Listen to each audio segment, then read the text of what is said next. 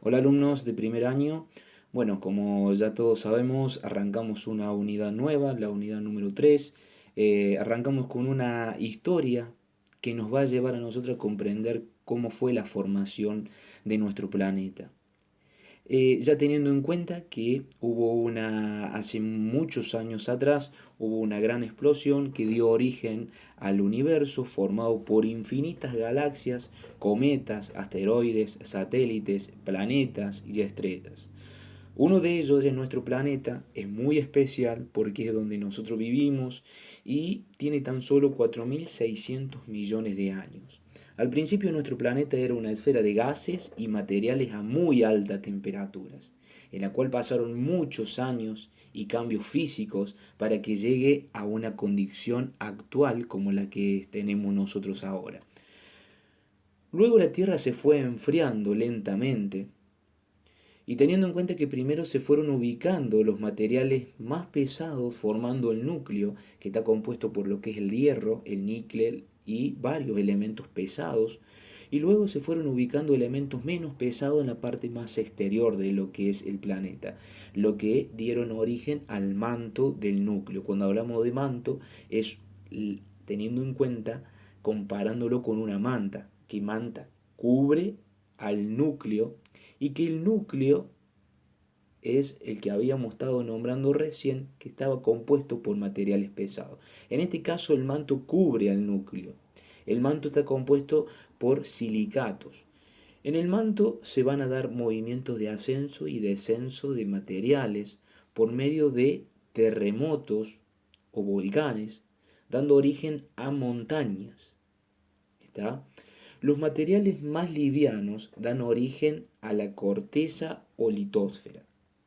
Esos materiales más livianos encontramos entre ellos lo que es el sílice, lo que es el aluminio. En ella se encuentra la corteza continental y oceánica. Cuando hablamos de corteza continental, estamos hablando de la superficie donde estamos asentados nosotros, donde vivimos nosotros. Cuando hablamos de superficie oceánica, es donde está el lugar que ocupa el océano, el agua. ¿Está?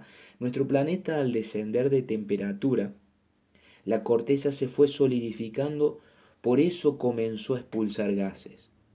¿Cómo se explica esto, chicos?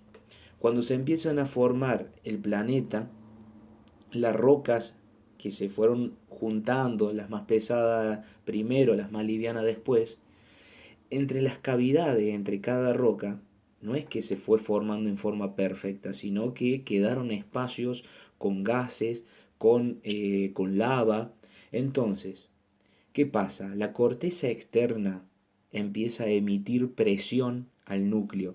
Al emitir presión, al comprimirse, ¿qué pasa con los gases? Por algún lado tienen que ser expulsados. Entonces esos gases salen expulsados hacia lo que es el exterior. Formando que, entre ellos, los gases que se fueron expulsando fue el nitrógeno, el oxígeno, el dióxido de carbono, entre otros. ¿Y qué dan origen estos? Dan origen a lo que es la atmósfera. Es la atmósfera algo muy importante para lo que es para el ser humano sobrevivir en este planeta. Luego se unió el hidrógeno con el oxígeno y que esto lleva a lo que a la formación del vapor de agua. Y el vapor de agua lleva a lo que es cuando condensa forma las nubes que luego mediante las precipitaciones dan origen a todo el sistema de lo que es la hidrósfera. ¿Quiénes entran en la hidrósfera? A lo que es al precipitarse, a lo que darse las precipitaciones, da origen a la hidrósfera. ¿En qué sentido? En los ríos, en arroyos, en lagos, en lagunas. Y esto pasa el tiempo y empezaron a desarrollarse los primeros seres vivos, o sea, la biosfera, que sufre algunos cambios y evoluciones hasta la aparición del hombre. Es decir, los humanos comenzaron a habitar nuestro planeta. Pero para hablar sobre lo que es la formación y la transformación del planeta Tierra, pero teniendo básicamente en lo que es el relieve, tenemos que primero saber lo que son las distintas capas de la Tierra. Pero antes que todo, a través del tiempo geológico, el planeta Tierra fue cambiando no solo en su exterior, sino que también en el interior del planeta.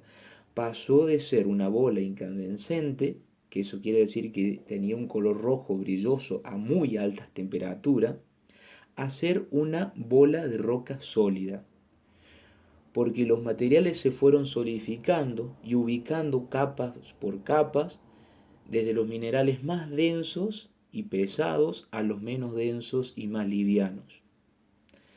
Para estudiar esas diferentes capas debemos tener en cuenta su estructura estática y se tienen también en cuenta los minerales que componen estas capas. Y directamente nos vamos a lo que es los nombres de las capas, que primero tenemos al núcleo.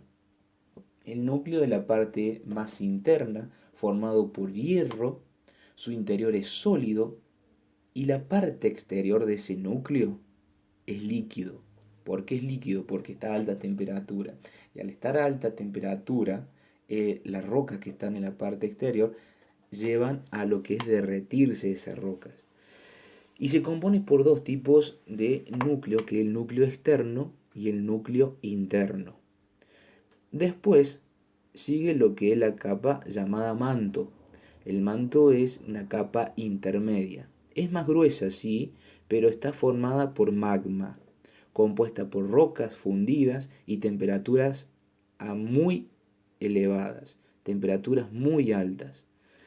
Dentro del manto podemos encontrar lo que es el manto superior y el manto inferior. El manto inferior tiene más lo que es contacto con lo que es el núcleo. Después encontramos lo que es la corteza. La corteza es la capa más externa donde habitamos. Es sólida, formada por rocas. Después tenemos lo que es la hidrósfera. La hidrósfera es el conjunto de todas las aguas del planeta, mares, océanos, ríos, lagos, aguas subterráneas, el hielo, el vapor de agua. Eso es lo que comprende lo que es la hidrósfera. Y después tenemos lo que es la atmósfera, que la atmósfera, como dijimos, es una capa muy importante. Es la capa de aire que rodea nuestro planeta, parte donde se desarrolla la vida, y mientras más ascendemos en la atmósfera, la temperatura es menor. ¿Qué quiere decir eso? Mientras más alto, mientras más ascendemos en la atmósfera, más frío vamos a sentir. ¿Por qué? Porque la temperatura va a bajar. Y se divide en dos, en la troposfera y en la estratosfera. Después sigue un texto que dice ¿por qué se mueve la litosfera? Y para eso nos vamos a responder con lo que es la teoría de Wegener, de la deriva continental. Nuestro planeta Tierra se formó hace aproximadamente 4.500 millones de años. Y a simple vista los continentes que la conforman parecen haber ocupado siempre la misma posición, pero no es así. En 1912 el científico alemán Alfred Wegener propuso su teoría de la deriva continental, que en el pasado los continentes se encontraban unidos en un supercontinente llamado Pangea. Hace unos 200 millones de años habría empezado a fragmentarse hasta formar los actuales bloques continentales, que fueron desplazándose lentamente hasta ocupar su posición actual. Uno de los argumentos más fuertes de Wegener era que los bordes de los continentes tenían formas que encajaban como un rompecabezas. Ello fue reforzado por el hallazgo de fósiles idénticos encontrados en dos continentes muy distantes entre sí, que le permitió trazar un mapa de los continentes que estuvieron unidos en el pasado. Esta teoría fue rechazada por los científicos de la época, pues no se pudo explicar qué fuerzas eran las que empujaban a los continentes ni cómo se producían. Ello no fue posible hasta la década del 60, con el desarrollo de la tectónica de placas. Según esta teoría, la corteza terrestre está fragmentada en varias secciones llamadas placas tectónicas, que se desplazan muy lentamente y en diferentes direcciones, impulsadas por el calor interno de la Tierra. Para comprenderlo mejor, debemos saber que la Tierra tiene varias capas en su interior. El núcleo es la capa más profunda y central de la Tierra. Está compuesta fundamentalmente por hierro y níquel. En el núcleo se genera el campo magnético terrestre. Posee altas temperaturas que rodean los 6.000 grados centígrados. Sobre el núcleo se encuentra el manto, que ocupa aproximadamente el 85% del volumen de la Tierra y tiene un espesor de 2.900 kilómetros.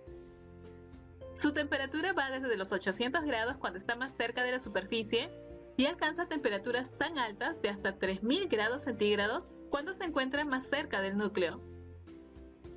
Sobre el manto se encuentra la corteza terrestre. Es la capa más externa y delgada. Ocupa tan solo el 1% del volumen total de la Tierra. Debido a las diferencias de temperatura entre el núcleo y la corteza terrestre, se producen corrientes de convección a lo largo de todo el manto. Veamos este punto en mayor detalle. El calor generado en el núcleo asciende hasta el manto, que es más frío. A medida que el manto se calienta, parte del material que lo conforma se vuelve más ligero, por lo que se mueve hacia arriba hasta llegar cerca a la superficie.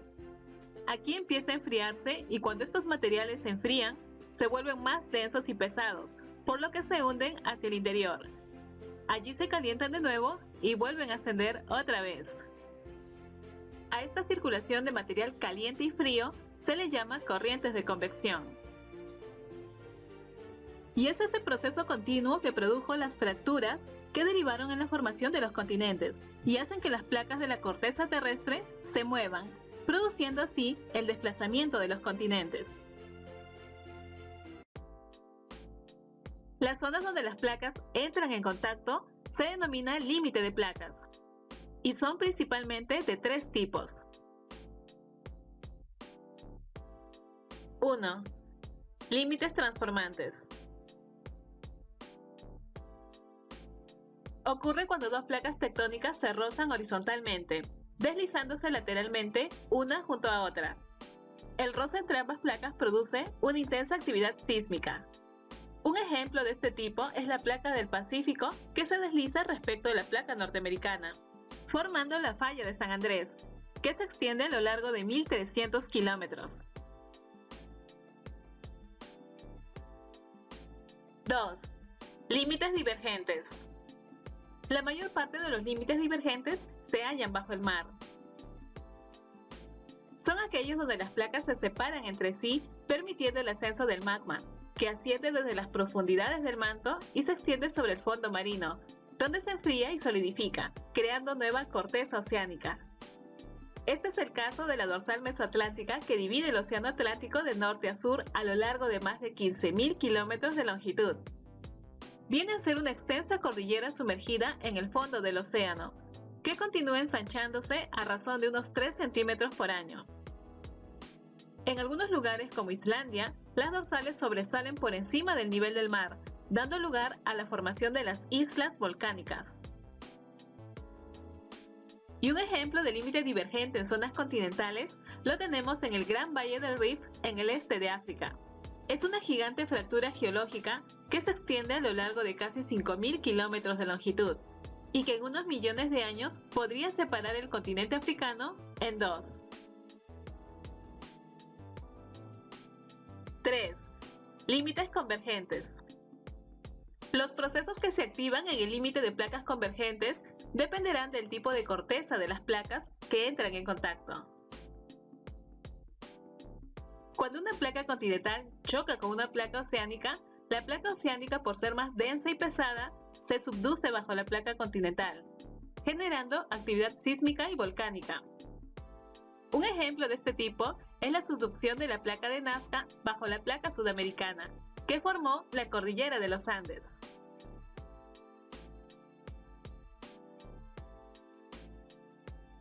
Cuando dos placas oceánicas convergen entre sí, también se produce una subducción. Una de ellas se desliza bajo la otra y se funde en el manto. Parte del magma asciende y originan volcanes submarinos. Con el tiempo llegan a ser más altos que el nivel del mar, formando así una cadena de islas. Estas adoptan la forma de un arco y son conocidas como arcos insulares. Un ejemplo de este tipo es la placa del Pacífico que se subduce bajo la placa filipina, formando las Islas Marianas.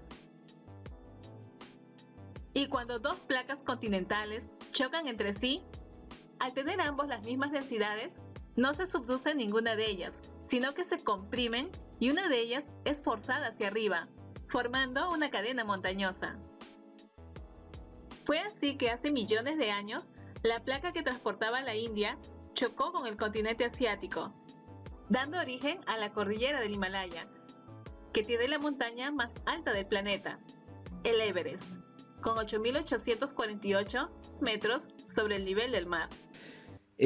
Para saber la cantidad de placas que existen en el planeta, vamos a ver un planiferio. En este caso tenemos una gran cantidad de placas tectónicas con diferentes nombres, la formación del relieve. Y llegamos a lo que es al relieve. El relieve terrestre está determinado por las formas que adopta la superficie de la corteza terrestre. Se refiere tanto a las tierras emergidas como a las sumergidas. ¿Y ahora qué? ¿Qué son las tierras emergidas y las sumergidas? El relieve oceánico o las tierras sumergidas es la parte de la corteza terrestre que ocupa el océano, es la parte de la tierra o de la superficie que está donde se apoya el océano, donde está ubicado el océano. Tenemos superficie terrestre debajo y océano arriba. Eso está compuesto por un 71% del planeta Tierra. El relieve continental o de tierras emergidas ocupa el 29% de la superficie terrestre. ¿Qué es el relieve continental? La superficie donde nosotros vivimos, la parte de la superficie terrestre donde están ubicadas nuestras viviendas, donde está ubicado Argentina, donde está ubicado América. ¿Está?